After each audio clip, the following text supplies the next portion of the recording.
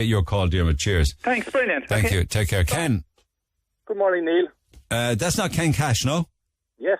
Good. Okay. Just so I know I have. What about that story there of the railway station to the Clarion? Total disgrace, Neil, but unfortunately it goes on. The man just took a chance, and when the lady... Chances are that the lady will just pay the tenner for a simple life, walk off and forget about it. It's only $6.50, it's not the end of the world. So he took a chance, didn't work out. The lady got the hump. She took his details, which she is completely right to do, and I'm delighted that she did it. He knew full well he was going to be in trouble with Transport for Ireland, which governs our taxi section, and he bottled it, went back in, and tried to get out of it. And I still hope that the lady will still report him, because what he done is 100% wrong. So is it that he grossly overcharged her, of course, but is that also a tenner that he doesn't have to, that won't show up, is it? It doesn't show up anywhere. We you just pay. It's a cash job. Taxing is a cash job. Yeah. You just pay in cash, and that's it. But there's receipts for no paper trail. But do you not have to hand... Okay, but the receipts that you give, are they not used then to prove how many fares you've had and how much was earned, no? No. No, okay. It's just a receipt for the customer. Just a receipt for the customer, of which I'm generally a nighttime driver. I would say I hand out maybe 5% of my customers will ask for a receipt. It's a €6 fare, incidentally, at best from... at best. Yeah, at best. Yeah. So, okay. But I have to say that I hate being deemed to have been, giving people an opportunity to be racist here. So would it not be as prevalent amongst white local drivers as international drivers, I wonder? Black drivers, unfortunately, do have a bad reputation here. I don't know how bad or true it is. I hear all the stories. I've written in my book the last time that 90% of the bad tales of being overcharged by taxi driving is by black drivers. That book was written, I can't remember, 3 years ago, and things haven't changed remotely in the last 3 years. Although, you see, that's what amazes me is, I know of a black taxi driver who has a great relationship with lots and lots of young fellas in their late teens and early 20s. And he ferries them home an awful lot of the time. And you know what? Even if they don't have money or have enough, it doesn't bother him. He loves them. They love him. They have a great laugh. They have a great relationship. I know if he was listening to this now, he'd be very fed up, I understand that's the way it goes. Unfortunately, they have a very bad reputation. A lot of people won't travel them. But as you said, you have the good apples as well, and they're all tarnished with the same brush, unfortunately. I know a lot of black taxi drivers, and I have great time for them. A lot of my friends are black or Asian taxi drivers, and I have no problem with any of them. Mind you, I will say, I think a young lad from West Cork summed it up for me well one night. I was driving down the North Main Street, just passing the old Eddie Rockets, and there was a line of taxis across the road. And a man came out of Eddie Rockets about 2 o'clock in the morning, and he flagged me down. Right. And I said, grand, and I drove him out to West Cork, and I was curious as to why he didn't go across the road. So only along the way, I asked him, I was curious, and I said to him, there was a line of taxis across the road. I said, why didn't you take one of them? And what he said to me was, they were all black drivers. I've heard all the horror stories, and I didn't want to take the chance. And I thought that summed it up pretty well. He said to me, he's not racist, he just didn't want to take the chance. What risk? What's the risk that they're going to overcharge you because they're not going to know where they're going? Is it? No, they're going to overcharge. The same as the man yesterday from the train station, the Clarion. They're going to take their chances with the customer because they know the customer's drunk. Most likely that they'll just pay up for an easy life. They won't go mad like could be a 10 or 15 euro fare and they'll charge 25. That's the most common complaint I've heard. Although a taxi driver called here saying the Irish drivers are as bad for scamming people. He works in the industry. Some of the drivers do not even pay to get their meters calibrated every year, so they can charge whatever they like. No, they can't. The meter, not to get your meter calibrated would just mean it's not necessarily working properly. It wouldn't mean it's been rigged. It's supposed to be sealed every year, which generally speaking the vast majority are, because they're checked by the SGS taxi test on an annual basis. Just to get back to Dermot's point, that he was saying that if you left a phone in the car, that you should contact the base. The problem there is that 50%, maybe a bit less, I'd say, are independent drivers, and they wouldn't be contracted to a base. They just work plainly off the street only, and they wouldn't answer to any base. Yes, yes. Apart from that, you're supposed to have a receipt, though. So if you leave, phone in the car, and you haven't thrown the receipt away, there's a paper trail. The problem, like I said earlier, Neil, 5% of my customers by night want a receipt. I offer it to everybody, as I said, and most of them laugh. So I just don't bother printing it. Right, okay. They don't want it, why print it? They don't want it. So even at that, like I was talking to last Wednesday night, I had your man's phone and I handed it back to him, even though he had abused me.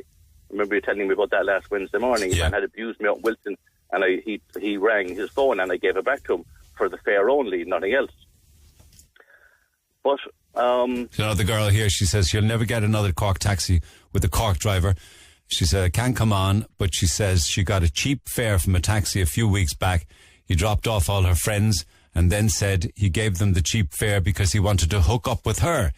She says he kept her in the taxi for 10 minutes, waffling on about the fact that he had a degree and this and that and the other. She told him she wasn't interested in him and not attracted to him. She lives outside the city and was very scared at the time. She says she got out of the cab, as thankfully he had parked up at the time outside her house. But she says she'll never take a Cork taxi again. Now, that's probably a bit of an OTT reaction because of this one strange individual. But, see, people get quite emotive about it. That's the problem. To follow that reasoning, it would be safer to say that she'll never take a taxi again because we're more or less the same throughout the world. No, but he could have, her fear here is that she was physically at risk. She was afraid that you could have raped her. I agree with you. And one thing I will say to you is a young woman said it to me a few weeks ago. She got into a car on the Grand Parade, and what she said was that she'll only get into a car that has a base on its roof sign. And that made a lot of sense to me, whether it be ABC, Douglas Street cabs, whoever. Co-op. Co-op, any of them. Once she can see a base on the roof sign, then she'll get into the car. If there's no base on the roof sign, she can't check it back.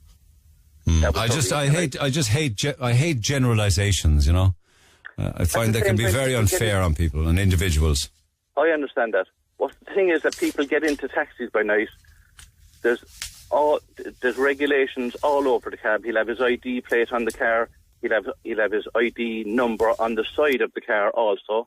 He'll have his roof sign number and he'll have his car registration number. There's four different numbers, and if you take down any of them, it can be tracked immediately through the National Transport for Ireland. You can actually go on to, once you have any of those four details, you can go to National Transport for Ireland and see exactly who the driver is. It's a public forum, anybody can see it. Okay. If you have a complaint, you take it to them. But if you leave your phone in a taxi and you have no details of the driver, then you're stuck. Okay. How many taxis and hackneys are there in Cork, do you know? 1,400. Okay. Exact same as San Francisco. You know that there are 13,000 taxi drivers in Dublin? I do, I know that. And you know that there's 11,000 in New York? That's right. So how come Dublin has 3,000 more than New York? And they all seem to be making a few quid anyway. I chat to them all regularly. All right. I think it's probably a square footage thing. Manhattan is tiny, I suppose.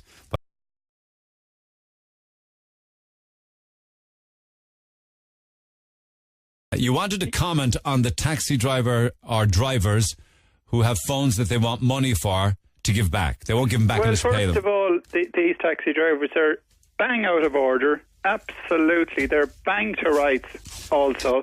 They're now, it baffles me that these customers aren't contacting the people who employ these people.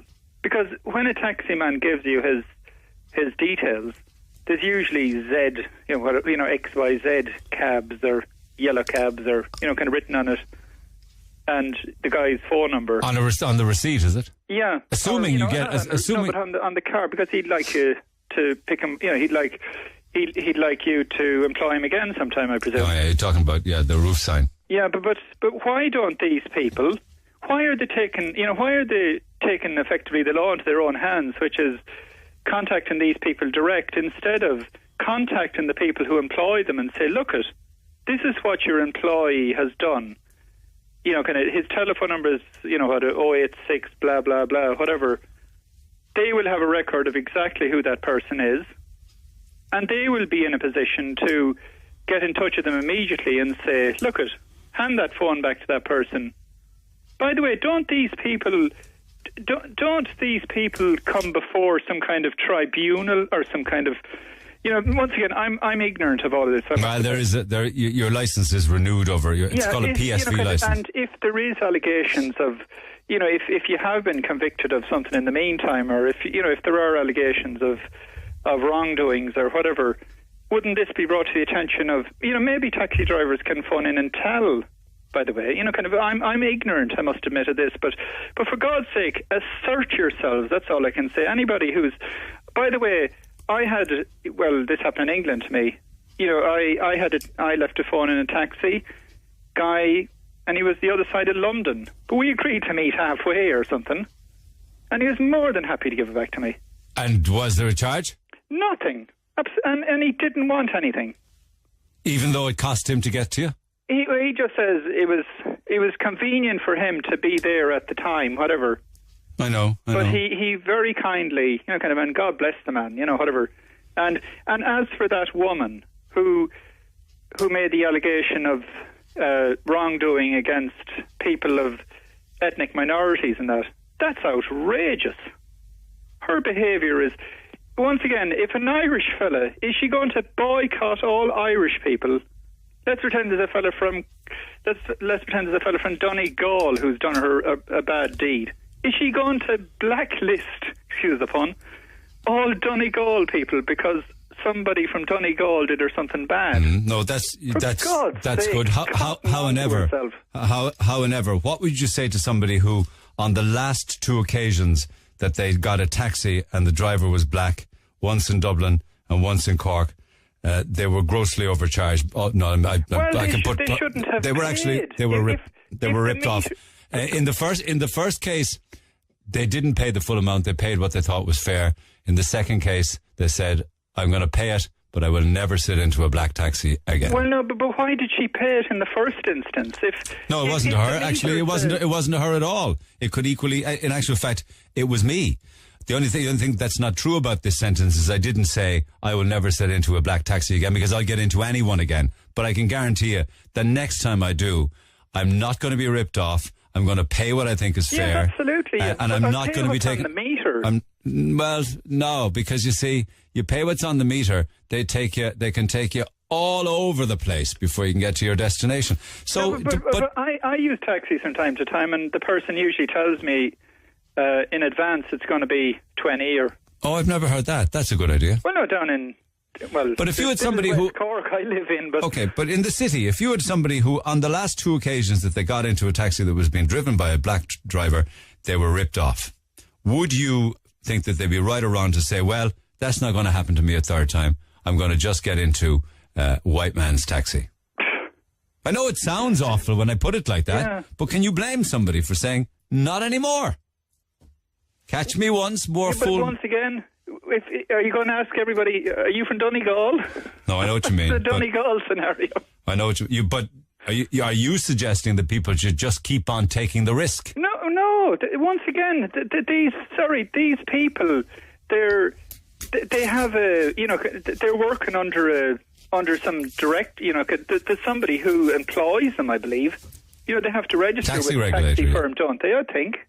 Well, you have to have a PSV license to be able to drive a public service vehicle. Yeah, but if there's a sign on the outside of the taxi which says XYZ taxis... You're working for a base, yes, yeah. Yeah, well, that base, they have to... they're obliged to be on... they're obliged to be fair. And if the taxi man is saying that he wants 50 euros or whatever for a 20 euro ride, well, you're obliged to contact the base and say, look, this is what's happening at the moment. Well, the taxi man will soon change his tune. True enough. I'll take your 20 and let's leave it at that. People have to assert themselves. True enough. There's a story of a fare that went from, you may not know this, from Cork railway station to the Clarion Hotel yesterday. It was a black driver. Yeah. It's not very far. It's maybe 2 kilometres max. When you get into a Cork City taxi, it's €4.10. That's what it is before you get in at all. For every extra person, it's €1 per person. But this was just one person. Drove to the Clarion, at which point the taxi driver asked for €10. And when she said, I need a receipt for that, he gave her a handwritten receipt. He said, no, I need you to give me the receipt from... absolutely. From the printout receipt. He says, it's not working. She said, well, I have to have a receipt. It has to be a proper receipt. That's what I'm entitled to. She kind of sussed that the price was too dear, right? So he said, no, I'll give you the handwritten one. She said, no, I'm not paying you. I'll call the guards. I want a proper receipt. Yeah, absolutely. He said, I don't know how to use the machine. I don't understand it. She said, that's fine. She got out of the taxi, gave him the tenner, took the registration of her car, and she said, I'm reporting this to the guards. You need to give me a receipt. You overcharged me. He followed her back into the Clarion within a matter of seconds with the receipt for $4.50. Don't know whether or not he gave her the change out of the $4.50. I imagine he probably did. So all of a sudden now the machine is now working. But why did he charge her a tenner? That man is a menace. That man is a menace. That woman has to report that man to the authorities. Is it because she's a woman? I don't, perhaps, but at the same time, that man is a menace. Let me talk here to Ken, a taxi driver, and I appreciate